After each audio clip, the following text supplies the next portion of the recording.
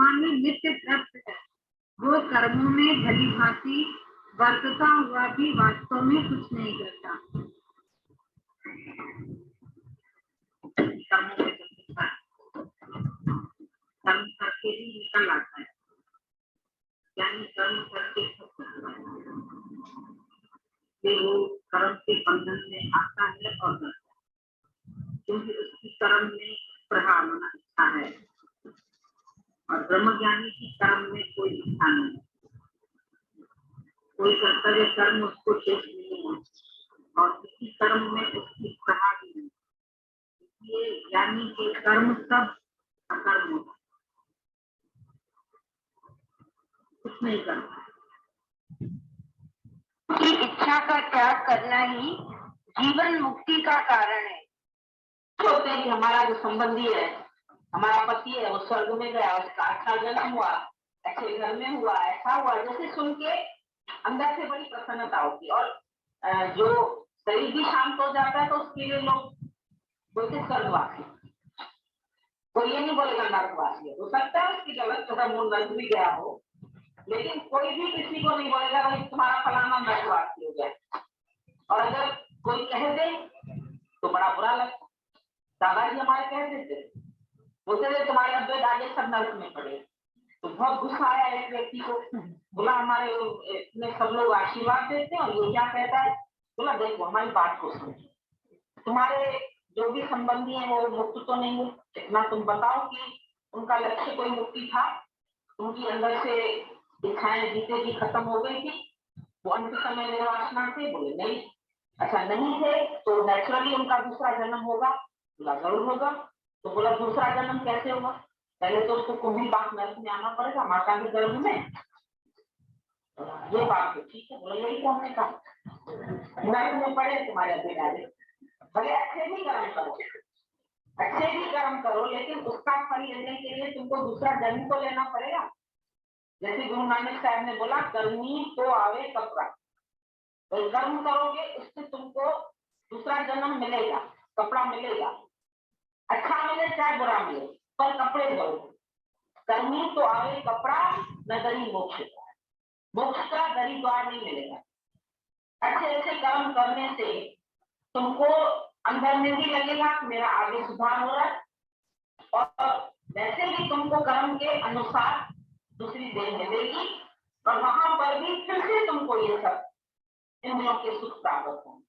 अच्छा जो विवेकवान है वो फिर ये सोचता है कि इस जन्म में मेरे पास इंद्रियों के सब सुख थे, तो भी मुझे अंदर की शांति तो नहीं थी, अंदर की तृप्ति तो नहीं थी। तो उसका फिर दौड़ होती है कि इसके आगे क्या है, मुक्ति जो स्वर्ग के आगे मुक्ति है। तो जो विवेकवान है वो ये सोचता है कि मुझे स्वर्ग तक के सुख नहीं चाहिए, वो अंदर से स्वर्ग के सुखों की कामना को भी त्याग करता है, इसलिए उसकी सत्कर्मों में प्रवृत्ति नहीं। जो दुनिया के लोग हैं वो अधिकतर सत्कर्मों को बहुत मानते हैं,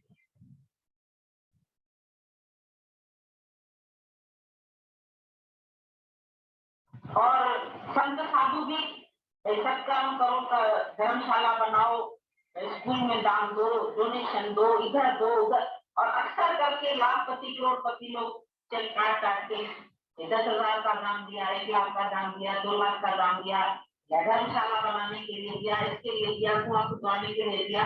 तो इन कर्मों को बहुत अच्छा समझते, लेकिन जो मुक्ति का जिज्ञासु है उसके लिए तो बोला उसको ये सब कर्म नहीं करने, धर्म अर्थ काम तीनों का त्याग करना। उसको कोई कामना ही नहीं तो धर्म क्या करे। धर्म कर्म तो वो करे जिसको आगे चल के कुछ चाहिए। आज हम चाहे अच्छा बीज बो रहे हैं चाहे बुरा बो रहे हैं, लेकिन हमको उसकी फसल तो काटनी पड़ी, पर अगर हमको फसल ही नहीं चाहिए तो बीज ही नहीं डाले। तो यहाँ पर है बिल्कुल तुमको खत्म करना है अपनी कामना, बिल्कुल तुमको मोक्ष हासिल करना है, तो ना शुभ इच्छा ना अशुभ इच्छा, ना शुभ कर्म ना अशुभ कर्म, न धर्म न कर्म। तो ज्ञानी को कई लोग नास्तिक की दृष्टि से देखते, कर्म धर्म नहीं करते, जैसे हवन नहीं करते, दान पुण्य नहीं करते, ये नहीं देखते कि गरीब है इसको ये देना चाहिए। बाबा ने बोला मैं जब भगवान देखता हूँ तो मैं गरीब की तरह देखता हूँ, और यदि कोई गरीब है भी तो ये उसके अपने ही कर्मों का हिसाब किताब। अब उसमें मैं कौन हूँ बीच में छुड़ाने वाला? अगर मैं उसको बीच में जाके छुड़ाता हूँ, अगर एक माँ है उसका बेटा गलत काम करके आया, चोरी करके आया, किसी की पॉकेट मार के आया, किसी को सता के आया, तो उसकी माँ उसको सजा देती, बोलती बेटा आज मैंने तुमको बंद किया, तुम्हें खाना नहीं दूंगी। अगर पड़ोस वाली उसके ऊपर दया करके उसको खिड़की से खाना पहुंचा दे तो उसको कहाँ अच्छा लगेगा? तो हमने अगर उसको उसकी कर्म की सजा दी तो तुम कौन होती हो बीच में उसके पढ़ने वाली जो तुम जाके उसको खाना दे? कम से कम उसके ऊपर कष्ट आएगा तो रियलाइज तो करेगा कि मेरे को अपने किस कर्म की ऐसी सजा मिल रही है, तो आगे के दिन ऐसा छोटा कर्म नहीं कर। लेकिन अगर उनके कर्मों पर माफी देंगे, ये काम की प्रवृत्ति वालों का ऐसे ही कार्य चलता है, वो अंधेरे मिले लंगड़े ये वो सब ढूंढ के टाइम बना के भाई चलो हरिद्वार चलते हैं, जाके उनको सबको खिला के आते, तो एक देंगे तो उनको दूसरे जन्म में रस मिलेगा। तो सत्कर्मों में उनकी प्रवृत्ति बनती है स्वर्ग की इच्छा की, पर जिसको स्वर्ग की इच्छा भी नहीं है वो कौन सा है? वो निष्कर्म होता है, नहीं काम कर्म करत हो नहीं काम, यानी कि जो सहज कर्म है वो तो होंगे। ऐसा नहीं है कि आंख देखेगी नहीं, कान सुनेंगे नहीं, हाथ कार्य नहीं करेंगे, पांव चलेंगे नहीं, सब होगा, लेकिन भीतर से उसको किसी भी चीज की कामना, कोई इच्छा नहीं कि अब धन को बढ़ाऊं, अब इसको बढ़ाऊं, अब उसको बढ़ाऊं, या ये करूं तो ये मिलेगा, ये करूं तो ये मिलेगा, कोई ऐसा उसके लिए बोलने वाला मार्ग नहीं है। ये सत्कर्म करो, ये शुभ कर्म करो तो शुभ कर्मों का ये तुमको फल मिलेगा। तो ज्ञानी शुभ और अशुभ दोनों का क्या, ऐसे नहीं कि शुभ नहीं करने तो अशुभ जाके करने हैं, पर शुभ और अशुभ दोनों का क्या, शुभ इच्छा का भी, कामना का भी त्यागी, अशुभ कामना का। ऐसे नहीं कि हमको कोई अशुभ कामनाएं है, वो दुनिया का मजा लूं, ये लूं, वो भी नहीं है, और शुभ कामना भी कोई, ये बनाओ वो बनाओ हमारा नाम हो। क्योंकि जो लोग इस तरीके से चंदा टीला देते हैं उनका नाम हो, वो अपने नाम के लिए करते हैं सबका। बैंक में फलाने संत को बुलाया है, बड़े बड़े करोड़पति, बड़े बड़े मारवाड़ी से जब संतों का वो करते हैं, आयोजन करते हैं, उनको बुलाते हैं, प्रसन्न करवाते हैं, तो उसमें उनका नाम होता है। फलाने सेठ में इतने करोड़ रुपए दान किए, इतने लोगों को खिलाया, इतने संतों को खिलाया, तो कीर्ति के लिए करूँ, लेकिन ज्ञानी को कीर्ति भी नहीं चाहिए, उसको अपनी प्रशंसा भी नहीं चाहिए, वाहवाह भी नहीं चाहिए। और ज्ञान जो है वो तो एक सहज जो हमको प्राप्त हो गया वो तुम्हारे सामने रख दिया, उसमें तो कोई क्रिया नहीं, और ज्ञान भी देने की चीज नहीं। ज्ञान भी गुरु बोलता है तुम श्रद्धा रखते हैं, तुम प्रेम रखते हैं, तुम विश्वास रखते हैं, तो गुरु से ले लेते, लेकिन वो देने वाला भी नहीं। अगर उसमें भी देने वाला बनेगा, जो जाने मैं कुछ करता तब लग गर्भ, गुरु नानक साहब की वाणी है कि जो जाने, खाली अंदर से तुम जानोगे कि मैं कुछ करता, मैं ये कर रहा हूँ, मैं ये कर रहा हूँ, मैं ये कर रहा हूँ, तब लग गर्भ, तब तक उसको जन्म मरण गर्भ जून सब, तब लग गर्भ जून। जब यह जाने मुझसे कुछ हो, कुछ भी हो, मैंने फलाने के साथ भलाई की, मैंने फलाने के साथ, क्योंकि अंदर से गत्ता भाव इतना जबरदस्त होता है जो बार बार करके वो याद करना। तो बोला जब जाने मुझसे कुछ हो तब इसका सुख ना, अंदर से सुखी नहीं है।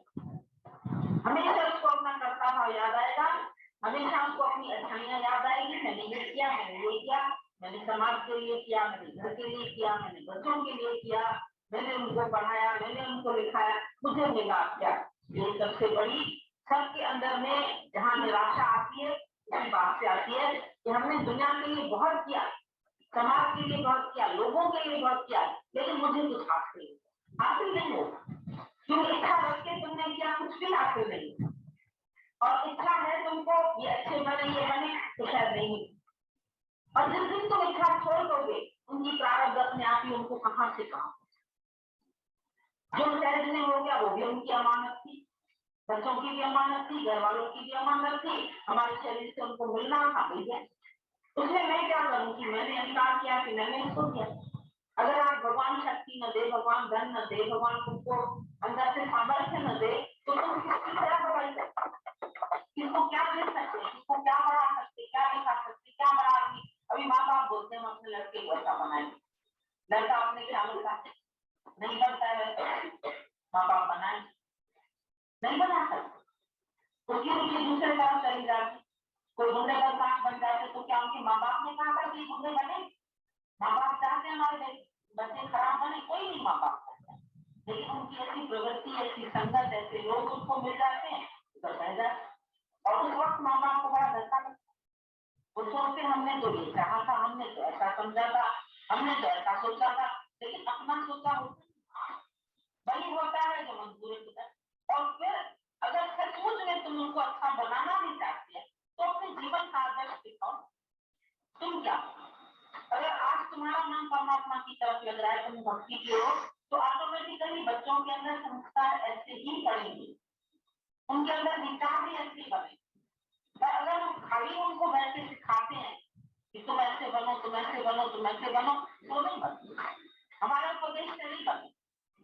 एक बाटली शराब के पीछे रख करके बाप बोलेगा बेटा तुमने शराब नहीं पीना, वो देख रहा है बाप पी रहा है, वो भी पिएगा। घर में बाप बना के रखते, वहां जरूर पिएंगे, क्लबों में जाते हैं, पार्टियों में जाते हैं, जुआ खेलते हैं, बच्चों को अंदर से पता तो सब चलता है, तुम्हारी कॉपी करें। और फिर तुम बोलोगे हम चाहते हैं वो ऐसे ना बने, तो ऐसा नहीं हो। अंदर में तुम्हारे बड़ा करता भाव पड़ा है, हम ऐसा बनाएंगे, हम ऐसा करेंगे, लेकिन जो निराकार ने उनका ड्रामा रच दिया है वही तुम्हारे कहने से, तुम्हारे सोचने से, तुम्हारे बनाने से कुछ भी नहीं होगा, वही होगा जो मंजूर है। इसलिए ज्ञानी अपना सारा बोझ उतार के परमात्मा के ऊपर रख देता है और तेरा नाम जो खुद भावे तेरी रजा में अनुराग, जैसा परमात्मा तेरा हुक्म है, हमने अपने आप को हुक्म की उसमें ढाल दिया है कि हुक्म अंदर हर को बाहर हुक्म न को नाम को हुक्म जे विधि हम क्या सोच, ना हमको धर्म के लिए सोचना, ना अर्थ के लिए सोचना है, ना हमको किसी और चीज के लिए सोचना है, क्योंकि हमको चाहिए मुक्त। बोला ना धिक्कार है कर्म को, धिक्कार है धर्म को, धिक्कार है अर्थ को, जिससे न होगी शांति। अर्थ भी तुम्हारे पास, अर्थ माना पैसा बहुत है, हर एक के पास पूछो, ऐसे तो भगवान दया है, बहुत कुछ है, खाने पीने के लिए भी और छोड़ के भी, लाखों करोड़ों।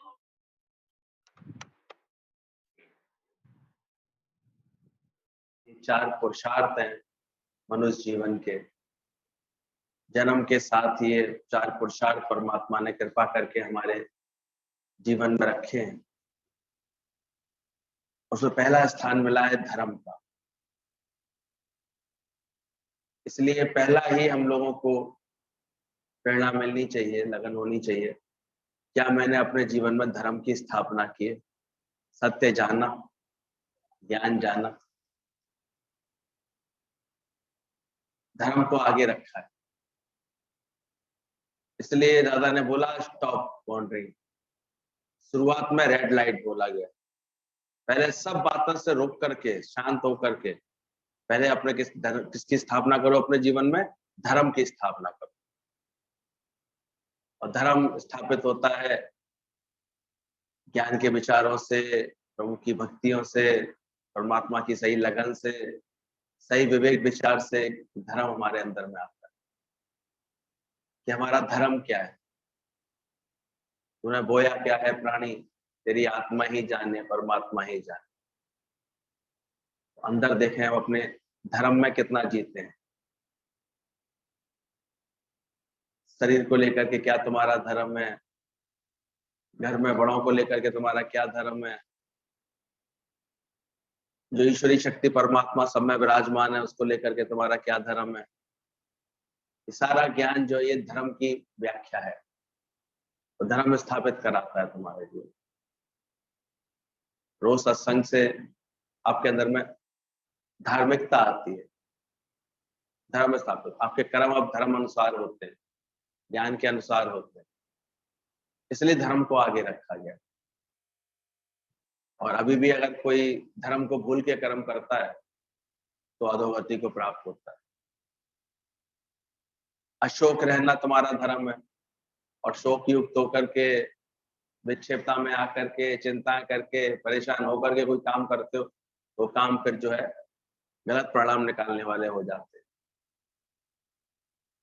निश्चिंत रहना तुम्हारा धर्म है, निर्विकारी होना तुम्हारा धर्म है, निर्लेप न्यारा होना तुम्हारा धर्म है।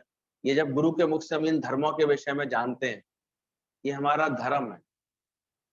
आत्मज्ञानी होना तुम्हारा धर्म है, तू आत्मा है तो ये सारे लक्षण तुम्हारे जीवन में आने चाहिए। तो ये धर्म धीरे धीरे हमारे जीवन में पुष्ट करता है गुरु बैठ करके।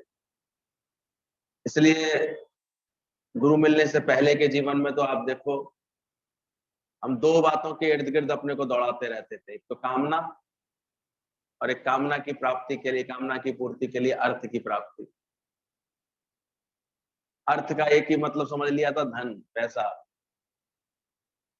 अर्थशास्त्र पूरा हमने पढ़ा, इकोनॉमिक्स से हमें किया हुआ है। पैसा ऐसे कमाना चाहिए, ऐसे बचाना चाहिए, ऐसे करना चाहिए। उसी में एक में घूमता रहता था, इसलिए उसकी दुर्गति होती थी। कामनाएं उसे दुखी करती थी, अर्थ के कारण वो इतना व्यर्थ चेष्टाओं में लगा रहता था, अटकता रहता था, फंसता रहता था, दुखी होता था, सुखी होता था, उलझा रहता था उसका मन। गुरु आकर के सही व्यवस्था देता है, और वो व्यवस्था है, पहले किसको रखो आगे? धर्म को आगे रखो। अर्थ से पहले क्या रखा गुरु ने? धर्म, अर्थ, फिर काम, फिर मोक्ष। रोज इसका हमको देखना चाहिए, हमारे जीवन में सही रूप से चल रहा है ये सब चीजें। धर्म की रोज हम स्थापना कर रहे हैं। ये ज्ञान का अभ्यास अंदर अंदर धर्म आपका ठीक करेगा। आपके अंदर में अशोक रहना, आनंद में रहना, खुश रहना, ये धर्म स्थापित करेगा। तुझे आत्मा का क्या धर्म है ये बताएगा, सच बताएगा कि तुम कैसे देह नहीं हो, तुम आत्म स्वरूप हो। ये धर्म है हमारा, इसमें टिकना। और धर्म के बाद आता है अर्थ। ज्ञान के अनुसार तो गुरुजी कहते थे, अब जीवन निरर्थक ना जाए, अर्थपूर्ण हो जाए। शब्द अर्थ यहाँ भी उपयोग में आता है। अर्थपूर्ण यानी सार्थक हो जाए। और वो तभी होता है कि जब हमको ये ज्ञान आने लगता है, आ जाता है अंदर से, कि मानुष देह मिली मोक्ष प्राप्ति। मानुष देह मिली है भगवान की प्राप्ति के लिए, मोक्ष की प्राप्ति के लिए। किस हेतु जन्म हुआ है, उस हेतु में हम लगे हैं कि नहीं, तो सार्थकता दिखाई देगी। इसलिए आज एक सबसे सफल आनंद मूर्ति वाला जीवन केवल एक ब्रह्म ज्ञानियों का दिखाई देता है। बाकी तो सब माया में टक्करें खाते रहते हैं, धोखा खाते रहते हैं। वो अर्थ क्या है, उसका अर्थ पहचान है, मायने समझे। जो एक धन को हम बना लेते हैं जीवन में अपना लक्ष्य, केवल एक पैसा कमाना, पैसा कमा लें, उसी के इर्द गिर्द घूमती रहती है, क्योंकि उसी से जुड़ी रहती है कि हमारी आवश्यकताएं इसी से पूरी होंगी। सत्संग हमारे अंदर में एक संतुलन बैठालता है। जब हम नियमित सत्संग के अभ्यास में रहते हैं तो आप देखोगे आपका एक क्रम सही हो जाता है। अब धर्म स्थापित हो जाता है, अब अर्थ का भी सही भाव आ जाता है। अब निरासक्त भाव से आप जीवन निर्वाह के लिए जो भी कुछ कर्म सेवा करते हैं वो निरासक्त भाव से होती है। और एक अंदर में एक संतुलन होता है, जितना प्राप्त है वो पर्याप्त है। अब उसके लिए बहुत हवस नहीं होती है, बहुत चिंता नहीं होती है, बहुत टेंशन नहीं होती है, शांत रहता है। और कर्म को बहुत अनुभव के साथ करता है, बहुत अच्छे से समझदारी से करता है। तो अर्थ की प्राप्ति 4 लोगों को होती है। पहले भी ये पॉइंट चले हैं। वो कौन कौन से कारण हैं जो हमारे जीवन में सही अर्थ यानी धन की प्राप्ति को सही करते हैं? तो पहला रखा है इसमें, जिससे बड़ों का आशीर्वाद प्राप्त होता है।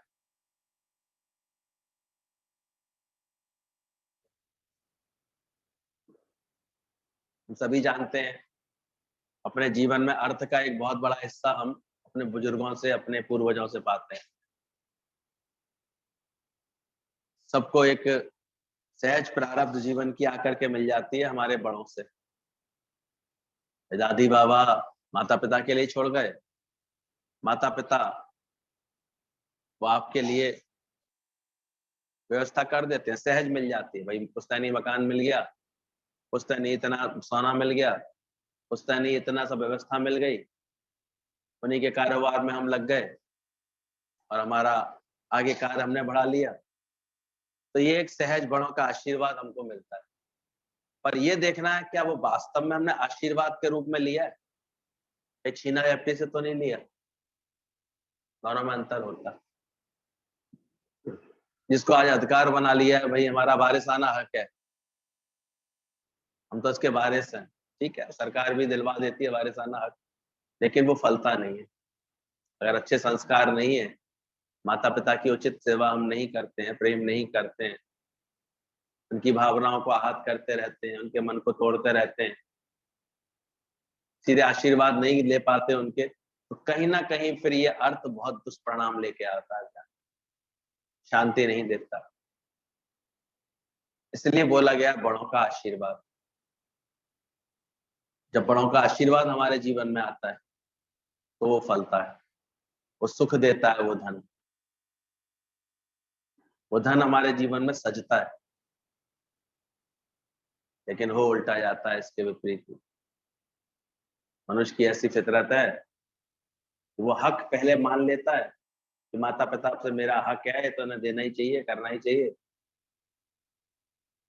ये भूल जाता है कि मैं उनका आशीर्वाद ले पा रहा हूँ, और ऐसे ऐसे कर्म कुचक्रों में फंस जाता है वो।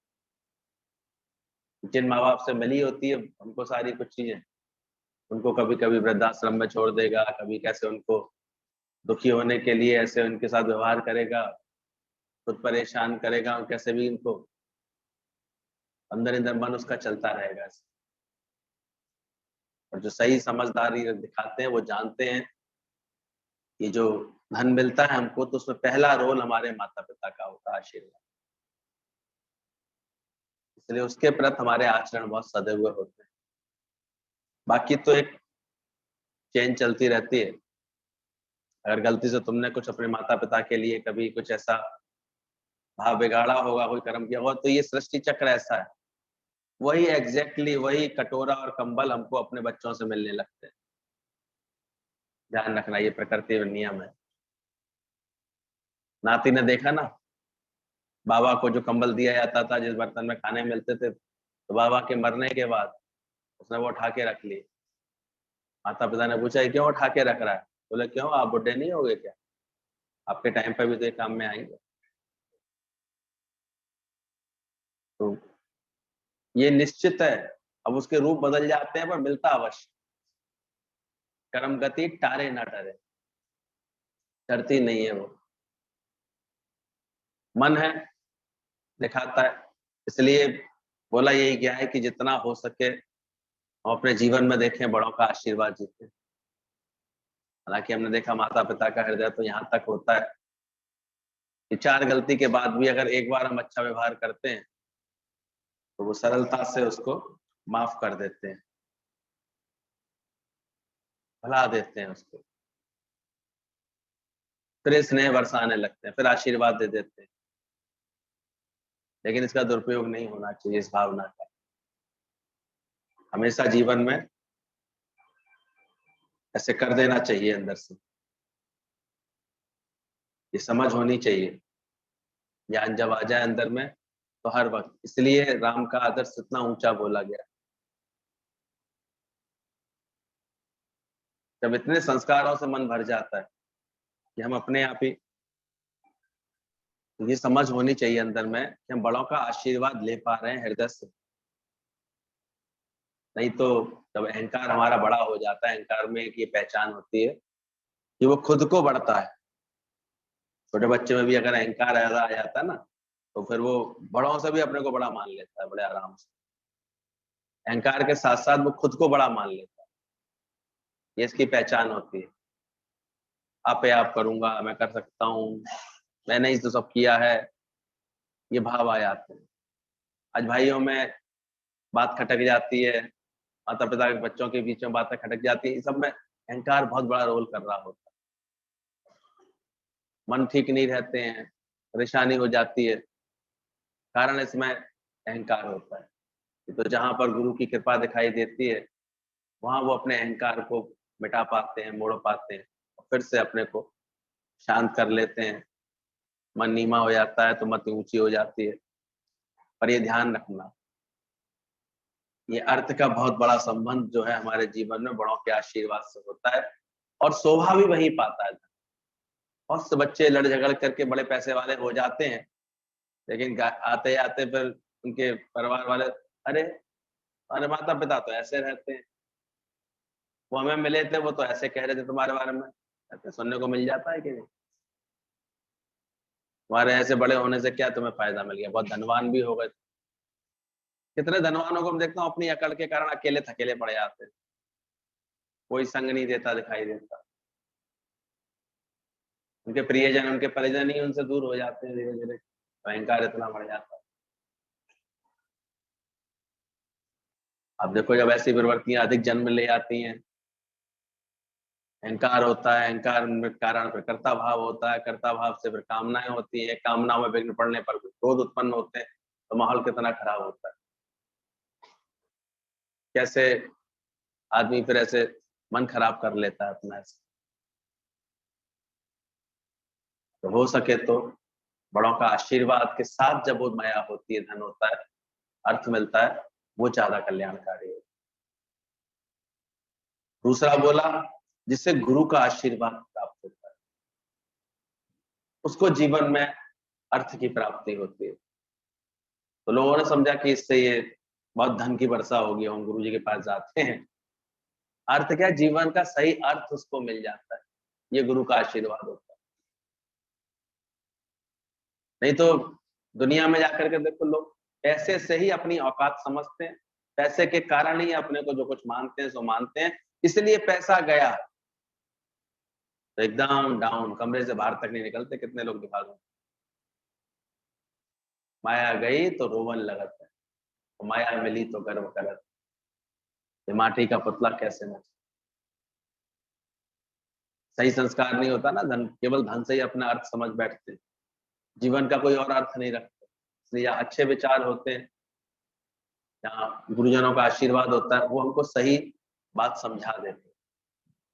और गुरु की कृपा से, गुरु के आशीर्वाद से तो सभी पांचों तत्व जो प्रकृति के हैं, पृथ्वी, जल, आकाश, वायु और ये अग्नि, ये पांचों तत्व जो हैं एकदम प्रसन्न होते हैं, ये हम पर रीझे होते हैं।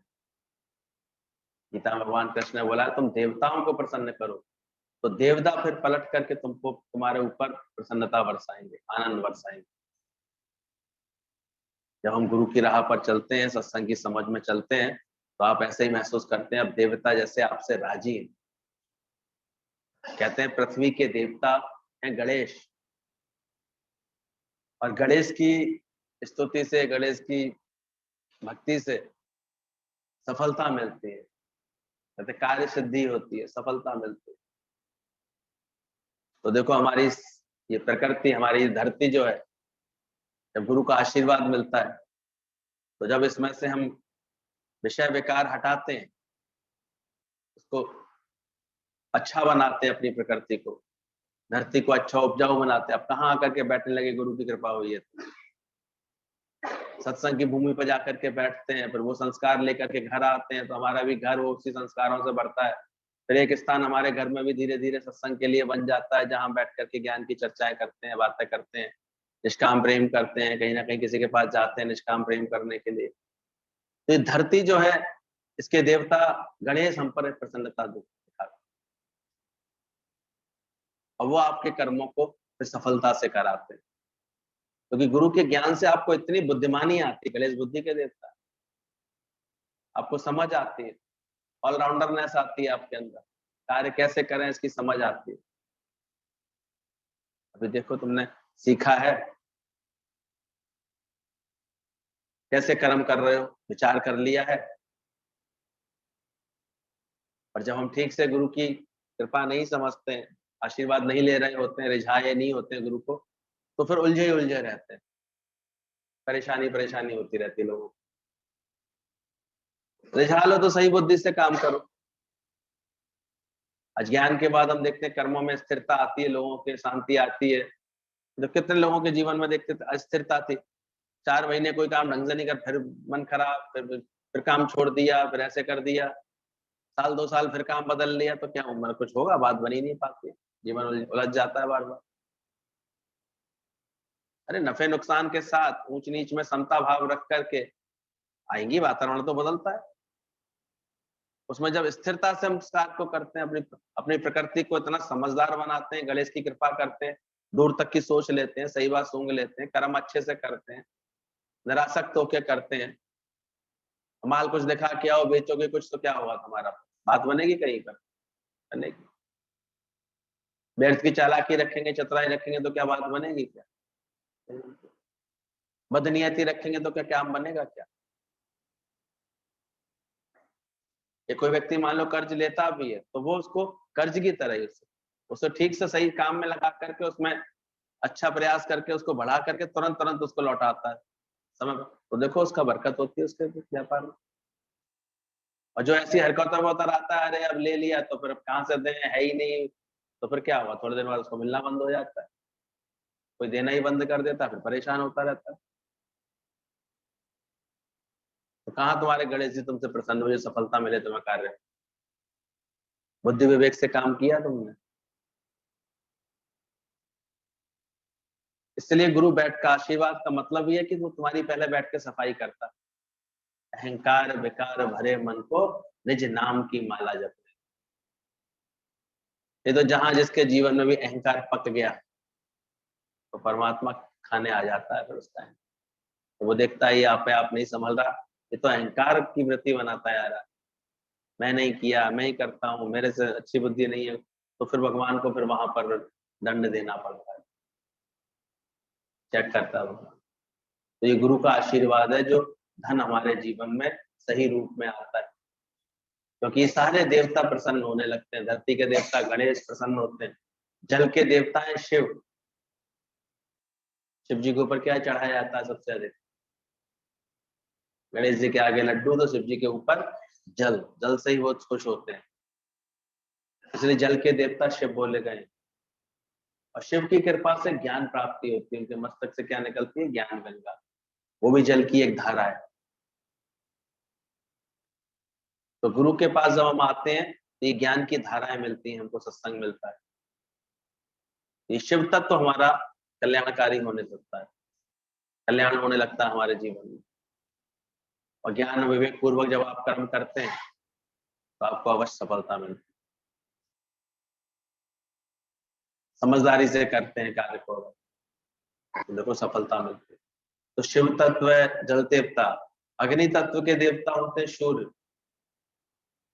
सूर्य की उपासना अग्नि तत्व को ठीक करती है हमारे जीवन में।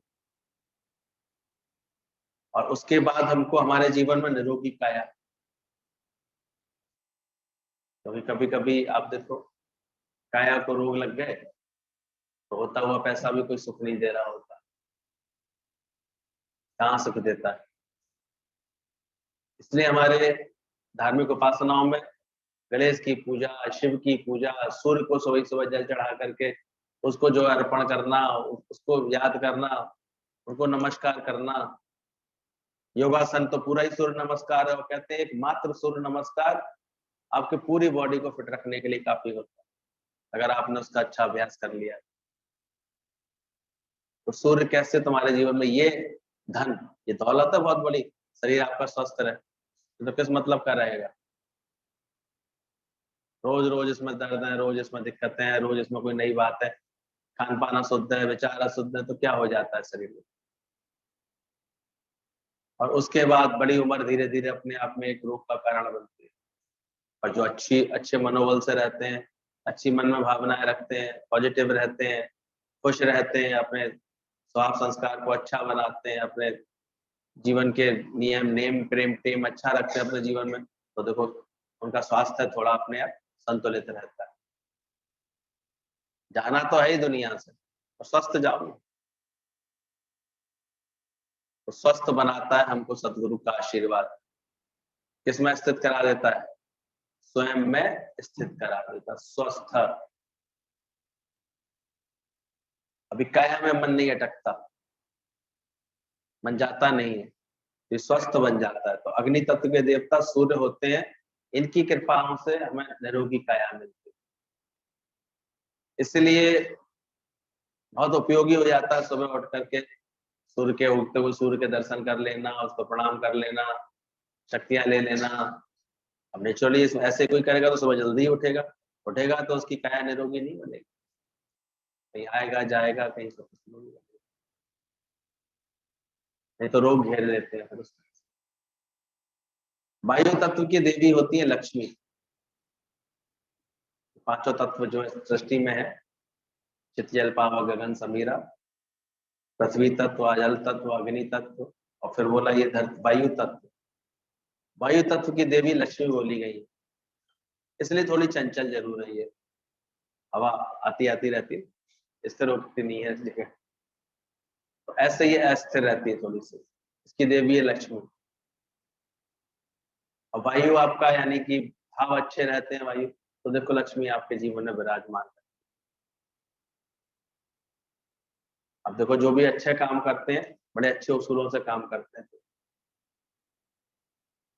उनका हिसाब किताब बहुत साफ रहता है, बहुत संतुलित रहता है, वो अच्छी समझ रहती है। जो आमदनी अठन्नी करेगा, खर्चा रुपया करेगा तो फिर ढोल लेके पीटेगा बैठ करके, बाद में क्या करेगा। और एक इसमें स्थिरता रखेगा, समझदारी रखेगा, सही उपाय से चलेगा, व्यक्ति की कंजूसी भी नहीं होगी उसके जीवन में, लेकिन सही उदारता से भी कार्य होंगे। और लक्ष्मी कहाँ विराजमान होती है? जब कमल का आसन बनता है जीवन में। तो ये सब गुरु की कृपाओं से जब हमारे जीवन में ऐसे कमलवत जीवन हो जाता है, निर्लेप न्यारा निरासन। क्यों संतों के जीवन में देखो आप, संकल्प मात्र से देवी लक्ष्मी उनकी सहायता करने पहुंच जाती है हर जगह, हर कार्य उनका सहज पूरा होता है, अनेक के भावों से काम पूरा होता है, क्योंकि निष्काम होता है, सबको सुख देने वाला होता है। केवल मैं मेरे के लिए थोड़ी वो मांग रहे होते हैं, इसलिए लक्ष्मी देवी कृपा करती, कार्य भरपूरता से होते हैं। फिर बोला आकाश तत्व के देवता हैं विष्णु जी। पांचवा बचता आकाश तत्व, और विष्णु जी की कृपा से हमें हमारे जीवन में प्रेम का प्रादुर्भाव होता है, जो प्रेम बहुत आवश्यक होता है। जहां सुमति तहां संपत्ति नाना, सही मति होती है तो फिर संपत्ति नाना प्रकार की आ जाती है, अनेक प्रकार की। इसलिए बोल दिया गया गौधन, गजधन, बाजधन और रतन धन खान। तो कितने भी रतन धन मिल जाए तुमको जीवन में, पहले गाय को बहुत बड़ा धन मानते थे, भाई 1000 गाय है इसके पास, 10,000 गाय है इसके पास। धन की गणना गांवों से होती, उसके बाद गाय कितनी है। गजधन, राजा महाराज के पास हाथी घोड़े होते थे, गजधन कितना है इनके पास, कितने हाथी हैं। बाजधन, पक्षियों की, वहेलियों की, इनको पक्षियों के रूप में होते थे। और रतन धन खान, कितने भी रतन धन ऐसे मिल जाए खानों में, खूब ऐसे मिल जाए, पर जब आवे संतोष धन। इन सब धनों की तुलना में भी क्या बोला गया है? अगर हृदय में संतोष नहीं है, आनंद नहीं है, आज अभी मैं संतुष्ट नहीं हूं, तो ये सब बेकार है तुम्हारे जीवन। और ये किसकी कृपा से आता है? गुरु की आशीर्वाद से। तो गुरु का आशीर्वाद बहुत बड़ा होता है अपने जीवन में उन्नति कराने में, सब तरह का अर्थ तुम्हारे जीवन का साधने में। इसलिए जो गुरुवान होते हैं, गुरु पर कुर्बान होते हैं, वो धीरे धीरे देखते हैं उनको सारी तरह से ऐसे आशीर्वाद से ऐसे प्राप्त हो रहा होता है, सब चीजें उनकी जीवन की ठीक हो रही होती है। एक एक को गुरु जी की जो शरण में रहे, एक एक इतने चमक गए अपने कर्मों से, अपनी भावनाओं से, अपनी लगन से, अपनी भक्ति से, क्या नहीं मिल गया उनको ऐसे, सब समझ में। तो समझना इस बात को कि ये गुरु के आशीर्वाद से भी हमको अर्थ की प्राप्ति होती है, पर कैसे? जब वो ज्ञान से इन सब देवताओं को राजी करा देता है हमारे जीवन। देवताओं को ऐसे तो नहीं देखा होता हम लोगों ने, लेकिन ये देवता इस रूप में कृपा करते हैं। आपकी पृथ्वी धन्य होती है, रहने का स्थान, करने का स्थान शुभ होते हैं, संस्कारी होते हैं, अच्छे होते हैं, कार्य में आपको सही श्रेष्ठ लगन होती है। आप सोचो, जब आप गलत मनोबल से काम करते हैं, हमने कितनों को देखा, अरे भाई ये कारोबार का स्थान है, कोई साफ करके नहीं बैठते तुम, यही जाले लटके हुए, यही धूल छाई हुई है, तुम्हारे मन को इतना नहीं समझ में आ रहा है, इसको सही करें, एक एक सामान पहुंच के रख लें, कम से कम उत्साह से बैठे, लगन से बैठे, प्रेम से करें कार्य को। क्या आवश्यकता है किसी को उस चीज को मैं पूरी तरह से पूरा किया कि नहीं? जहाँ ऐसी भी अकल नहीं होती है तो फिर क्या करें, धीरे धीरे मलिक्षता छा जाती है,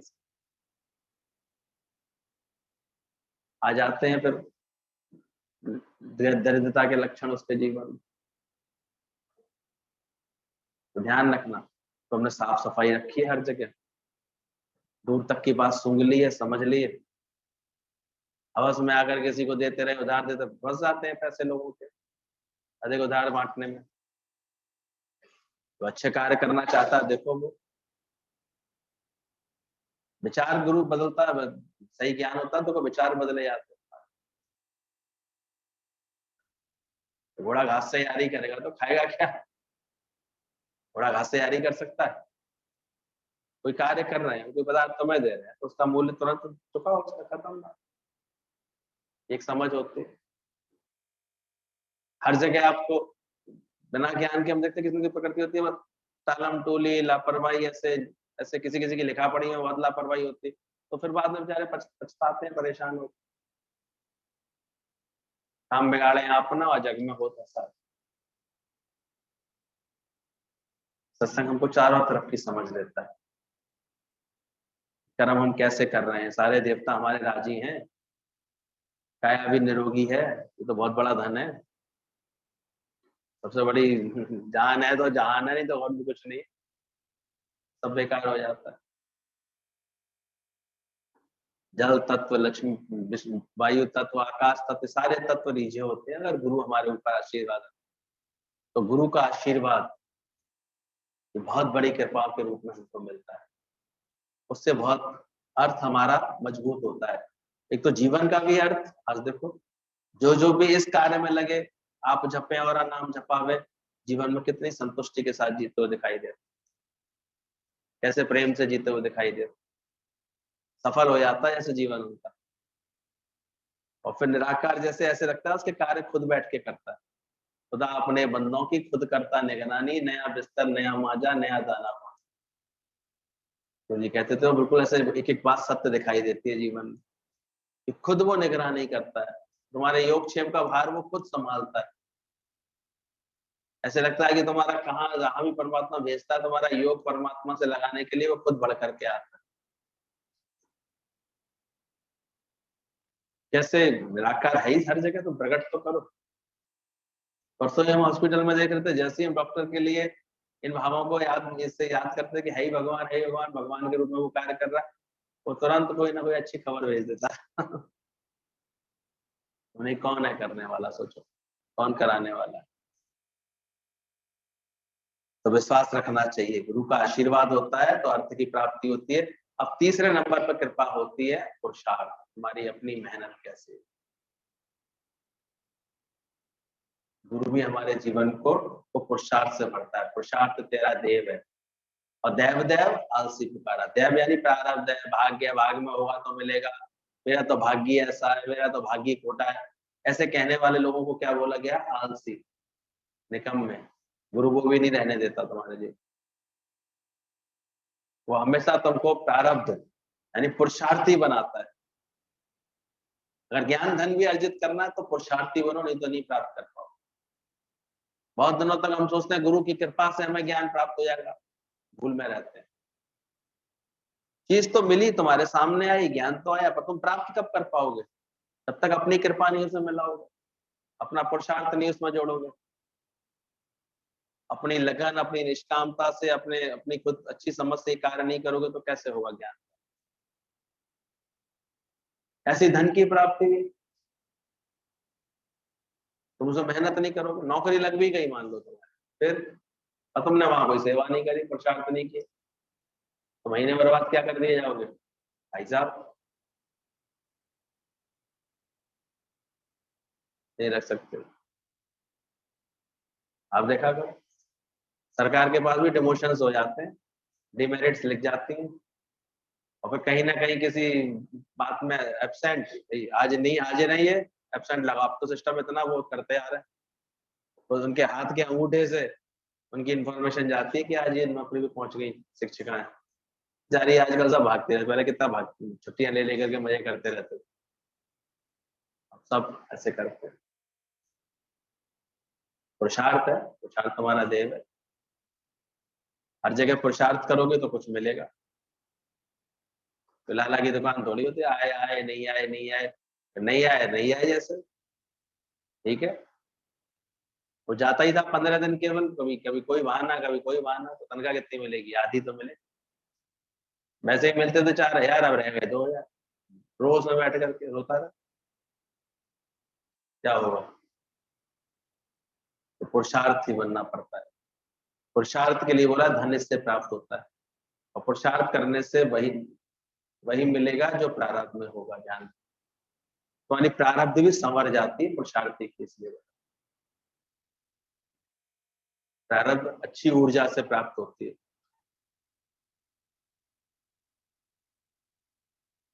प्रारब्ध से मिल तो जाता है कभी कभी धन हमको, लेकिन अगर नहीं, अगर पुरुषार्थ नहीं है तो फिर आप उसकी भी चमक खो देते हैं। कभी माता पिता के इन सबसे धन प्राप्त होता है, आप देखो तो मिल गया ऐसे लाखों की संपत्ति, लेकिन फिर अपना पुरुषार्थ नहीं है तो धीरे धीरे क्या हो जाता है, कुबेर के खजाने भी जीरो होते दिखाई दी, चले गए। पुरुषार्थ अच्छा नहीं, तो तीसरा बोला पुरुषार्थ ये जरूरी है, और चौथा बोला गया जो अपने ऊपर भगवान की कृपा रखते हैं,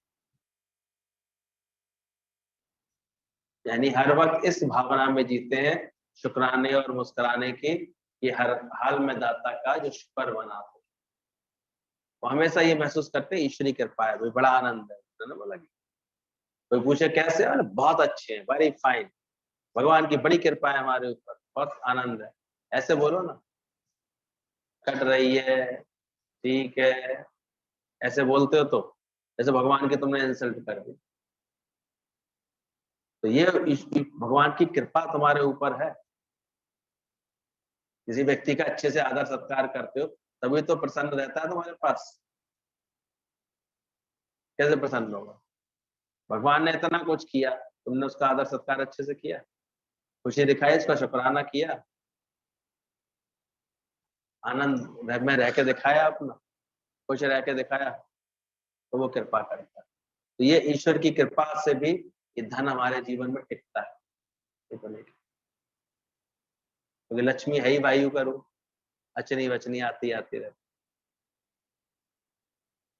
इसलिए चारों तरह से अपने जीवन को जब ठीक कर लोगे तो अर्थ की प्राप्ति, और धर्म, फिर अर्थ, फिर तीसरे नंबर पर रखा गया है हमारा लिए पुरुषार्थ, कामना, कर्म, धर्म अर्थ काम।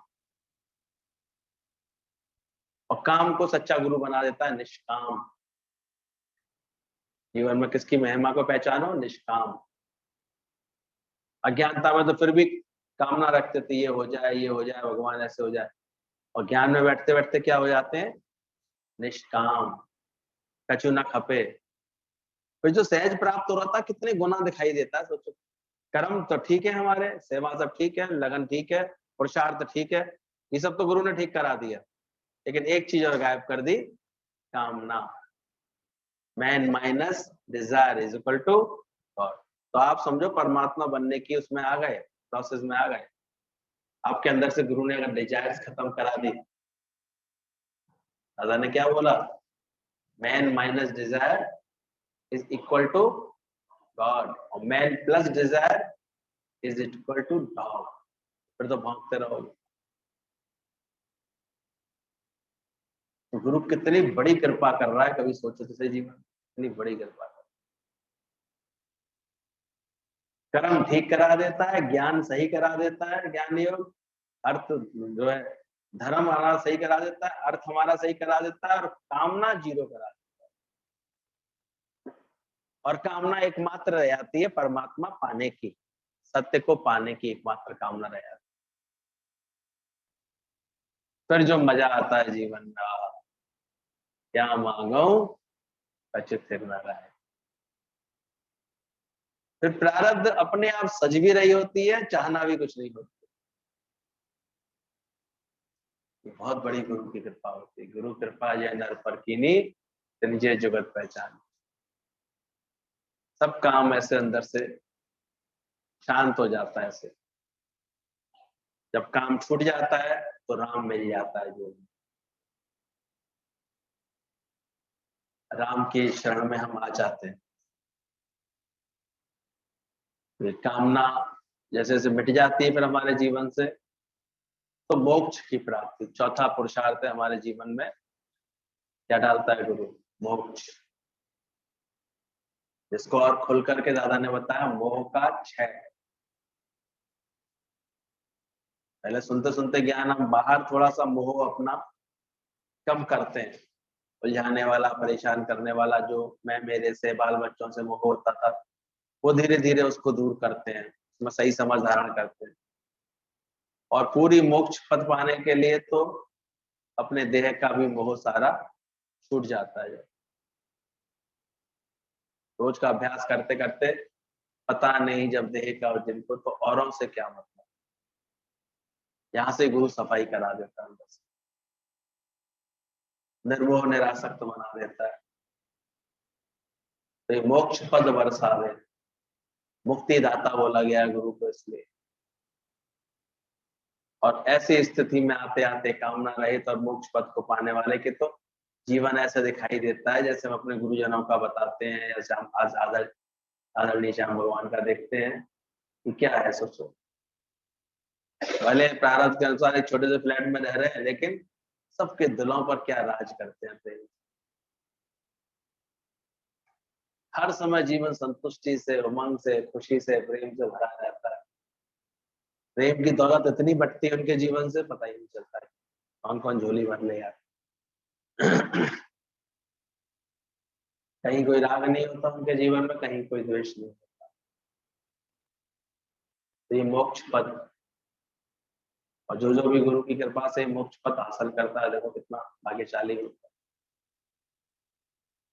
तो गुरु सहज ही हमारे जीवन में हमारे चारों पुरुषार्थ चंगे कर देता, भले कर देता, प्रकट कर देता। नहीं हो जाती, सारा मोह भंग हो जाता है हमारा, मोक्ष हो जाता है। बात समझ में आ जाती है फिर हमको गुरु। तो ये सच में अपने ऊपर जो कृपा करता है, तो फिर ये भगवान की कृपा, अपने जो अपने ऊपर भगवान की कृपा रखता है, और ऐसी सफल जीवन बनाने के बाद भी उसके मुख से हमेशा क्या निकलेगा? Grace of God. सब ईश्वरी कृपा है, सब प्रभु की कृपा है, सब मेरे गुरु की कृपा है। अहंकार भी कभी उसके जीवन में नहीं है, ये सब मेरे परमात्मा की कृपा। तो हमेशा ऐसी भाव में रहता है, वाह भगवान वाह, कितने शुक्राने तुम्हारे। क्योंकि ऐसे लगता है कि पांचों देवता उसकी खुद की सेवा कर रहे हैं, लेकिन वो फिर भी बदगुमानी नहीं आने देता, अपनी मुक्ति करके बैठता है। तो शांति चाहिए तो ज्ञान से मिलेगी, शांति संयम के अधीन होती है। शांति अगर चाहिए तो सही समझ से ही मिलती है, ज्ञान से ही मिलती है। धीरे धीरे देखो हमारे जीवन में हमारा धर्म, अर्थ, काम, मोक्ष सही व्यवस्थित हो रहा है कि नहीं, अच्छा हो रहा है कि अभी भी कहाँ चूक हो रही है, कहाँ गुरु की आशीर्वाद मिलने में देर लग रही है। कहीं ऐसे आचरण तो नहीं हो रहे जो हम बड़ों का आशीर्वाद नहीं ले पा रहे, कहीं ऐसा ही तो कोई भावना नहीं हो रही है हमारे जीवन में जो हम पुरुषार्थ में ढीले पड़े आते हो, आलस प्रमाद में आ जाते हैं। ऐसी समझ तो नहीं है कहीं हमारे अंदर। कितना हम देखते हैं आदमी को एक विश्वास ही नहीं है परमात्मा के ऊपर, विश्वास रखे ही नहीं चलता, अधूरा होता है उसका विश्वास। इंसान का परमात्मा के ऊपर होता ही नहीं, अपनी बुद्धि इतनी चलाता है। एक बार एक कौतुक दिखा रहा था, कर्तव्य दिखा रहा था एक व्यक्ति, तो 3 मंजिले इमारत में 3 मंजिल के ऊपर उसने डोरी बांधी थी और उसके ऊपर वो चल रहा था और उसने अपने गर्दन पे बैठा रखी थी अपनी बिटिया, अपने बच्चे को बैठा रखा था। सब नीचे देख करके बड़ा ऐसे आश्चर्य से, कितने इतने ऊंचाई पर अपने को भी रिस्क में रखा है और 80 पे चलता हुआ पार हो रहा था। बच्ची भी इतने प्यार से उसकी सर पर बैठी हुई थी। सब बड़ी उसकी तारीफ कर रहे थे, वोटिंग कर रहे थे, उत्साह बढ़ा रहे थे उसका। आखिर वो सफल हो गया, वो पार हो गया, पूरी एक मंजिल से दूसरी मंजिल पहुंच गया, बिल्डिंग पर पहुंच गया आपस में। सब बहुत नीचे उतर आया, सब बड़ी उसको उसकी सराहना कर रहे थे, बहुत तारीफ कर रहे थे। बोले अब तो आपको विश्वास है मैं ये कर सकता हूँ? बोले हाँ पूरा विश्वास, हम कर सके उसको काम को कर सकते, यहाँ से वहां पहुंच सकते। बोले पक्का विश्वास है? अरे पक्का विश्वास, करके दिखा दिया ना तो पक्का विश्वास। तो बिल्कुल पक्का विश्वास है। तो बताओ कौन अपना बच्चा दे रहा है इसको लेकर के मैं जाऊं?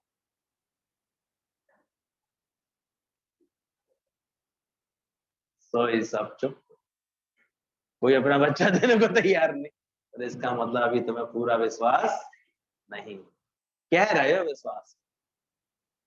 तो सो ये भगवान से कहते रहते प्रभु आपका बड़ा विश्वास है, बड़ा विश्वास है। पर फिर भी पूरा विश्वास नहीं होता है क्योंकि मन बुद्धि चलती रहती है, फिर एसिड बनाती रहती है। क्यों नहीं तुमको पूरा विश्वास होता है? कर्म करावा आप यार, थोड़ी सी मन बुद्धि चलाता रहता है। ऐसा नहीं हुआ तो, ऐसी बात बन गई तो, ये हो गया तो। और एक विश्वास पर रखता है तो हम देखते हैं उसके सामने बात भी वही आती है, कार्य भी वही होता है और काम होकर के वो निश्चिंत भी हो जाता है क्योंकि उसे विश्वास होता है। भगवान में तुम्हें कैसा विश्वास है? पूरा विश्वास है कि ऐसे ही विश्वास है? होगा तो फिर इसकी एक पहचान है, चिंता नहीं होगी अंदर। फालतू दिमाग के दौड़ते चलते रहते ना, वो नहीं चलते। फिर तो जो हो रहा होता है उसमें उनको पूरा विश्वास होता है, प्रभु मेरा रखा है, साईं मेरा रखा तो करता है, भगवान सब अच्छा ही करेंगे। जब भगवान के वचनों, गुरु के वचनों पर अधिक, अपनी इंद्रियों से अधिक गुरु के वचनों पर विश्वास होता है, तब बात बनती है।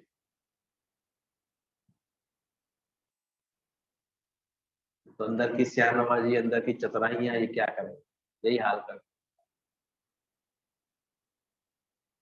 हम लोगों ने तो उसका बड़ा लाभ देखा, केवल गुरु को आगे रख दिया। कभी चुनाव का मौका आया कि भाई कौन सी लाइन दिलवाए प्रांजल को, कौन सी लाइन दिलवाए, वो गुरु के पास सहज चला गया, अपने आप पूछाया और अपने आप आके बोलता है गुरु जी ने ये कहा है, बात खत्म। क्या करना है, क्या सोचना, उस दिशा में बढ़ गए, बस खत्म। जो गुरु जी कहते गए उस दिशा में बढ़ गए। गुरु ने कहा खाली ये काम मत करो, गहने का थोड़ा सा उसमें सेल पर्च करो, उनकी आज्ञा बन गई, काम कर लिया, बात बदल गई। अभी ध्यान है, एक बार गुरु जी को बहुत शुरू में दिखाया, गुरु जी दुकान सारा समय ले लेती है, तो जो कस के वाणी चलाई इन्होंने, सही निष्काम भाव की, सही प्रेरणा की। दिन भर खाली रहना है, भीख मांगनी है किसी से, सत्संग की शोभा ही नहीं होगी कभी कि तुम ऐसे खाली बैठोगे सारे समय। हमने देखा आज तक उनकी कृपा से कार्य भी चलता रहता है, कहीं भटका भी नहीं है, कहीं किसी से पाई पैसे का कोई ऐसे अभाव ही नहीं, कोई चाहिए ही नहीं किसी को। आज कितना गुरु की कृपा से जीवन में हर तरह का संतुलन आता है, क्योंकि धर्म अर्थ काम मोक्ष का दाता कौन है? गुरु। ये हमारे जीवन में सही धर्म भी डाल डाल देता है, अर्थ भी सजा देता है जीवन में। इस हेतु तुम्हारा जन्म कहो निरर्थक ना जाए, ये अर्थ इसका क्या होना चाहिए वो भी शर्मा जाता है।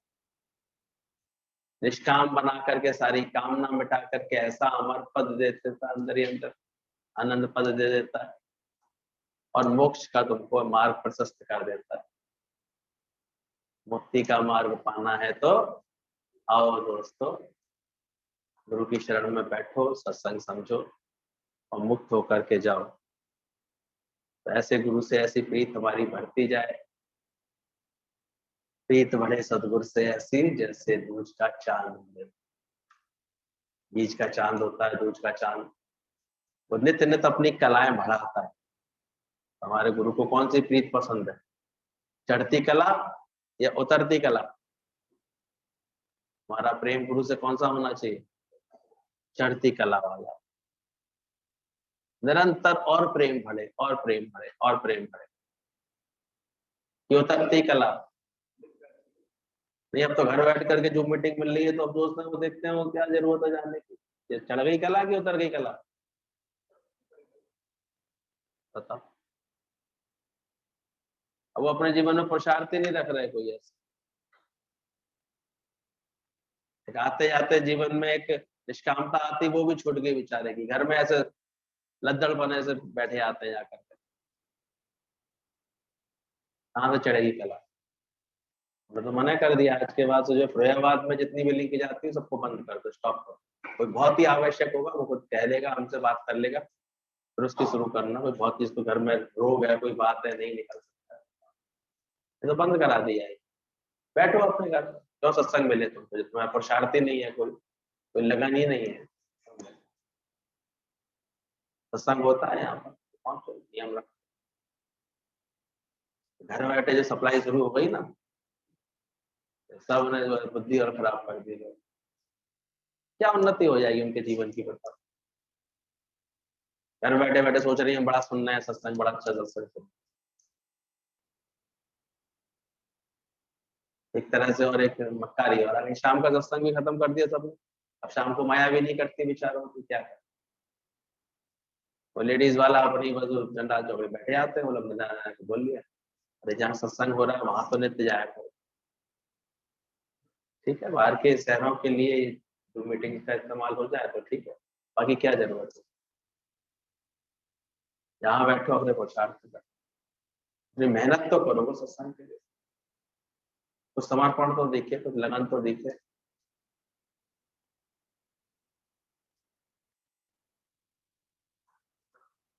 समझ आनी चाहिए इन सब बातों के भी ठीक से। तो प्रीत कैसी होनी चाहिए गुरु से, चढ़ती हुई, निरंतर और उत्साह से, और बढ़ते हुए आता है कोई जीवन में, और नियम से सत्संग करता है, और फिर अच्छे से निष्कामी बनता है, और फिर जाकर के चार को प्रेम करता है, तब गुरु को अच्छा लगता है जीवन देखो अच्छा कर रहे हैं, सही चमका रहे हैं अपने जीवन। अपनी बातचीत करता है गुरु से, अपने मन को हल्का रखता है, माया के दुष्प्रभावों को अपने से दूर करता है। गुरु की भक्ति कोई मंदिर ठिकाने वाली भक्ति थोड़ी है कि बस गए तो अपने बस मैं मेरे के लिए मांग कर आए। गुरु जी तो इसको बड़ा धिक्कारते थे, अगर अपने लिए जिए तो क्या जिए। मैं सत्संग में आकर के अब हम सुखी हो गए, हमारे घर परिवार वाले सुखी हो गए, केवल इतना ही संकल्प है तुम्हारे लिए, तुमने और किसी का दुख मिटाया तो सुख दिया किसी को।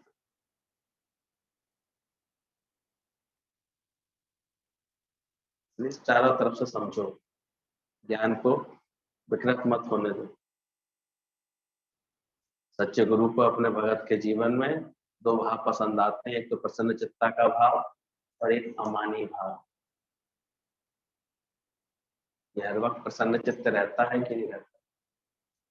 अमानी है, इसको हम कोई अभिमान तो नहीं है इसके अंदर, किसी बात का गुमान तो नहीं हो रहा, इसलिए तुम्हारी हरकतों से पता लग जाता है तो अभी बड़ा ऐंठ है इसके अंदर। कोई अमानी नहीं है कि बात लग जाएगी इसको बेचारे को, किसी का व्यवहार लग जाएगा, किसी के स्वभाव से परेशान हो जाएगा। गुरु की बात उसको लग जाती है बेचारे को, तो अमानी कहाँ से होगा? तुरंत सिद्ध करने लगेगा, नहीं नहीं नहीं मैं ऐसा नहीं हूँ। गुरु के मुंह से निकला है बात खत्म, मैं हूँ होगा तभी होगा, नहीं होगा तो मेरे कोई जन्म से मार रहा होगा गुरु को। गुरु अपनी वाणी से बोला है गुरु ने अगर मेरे लिए, तो जरूर उसने देखी होगी ना वो बात मेरे अंदर। पर अहंकार होगा तो तुरंत सिद्ध करेगा, नहीं नहीं नहीं मैं ऐसा नहीं, मैं तो बहुत अच्छा हूँ।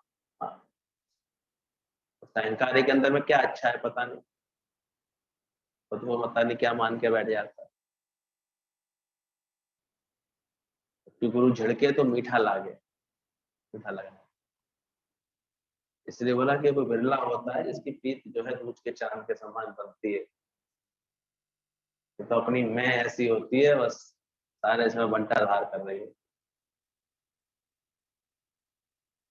उसकी हर कर्म में लोच आता है, हर ज्ञान सही समझ में आता है, मिठरा होता है। भले कितना भी हनुमान जैसा हो उसका जीवन, कितनी बाहर बड़ी बड़ी सेवाएं करता हो, लेकिन गुरु के आगे कैसा रहेगा वो?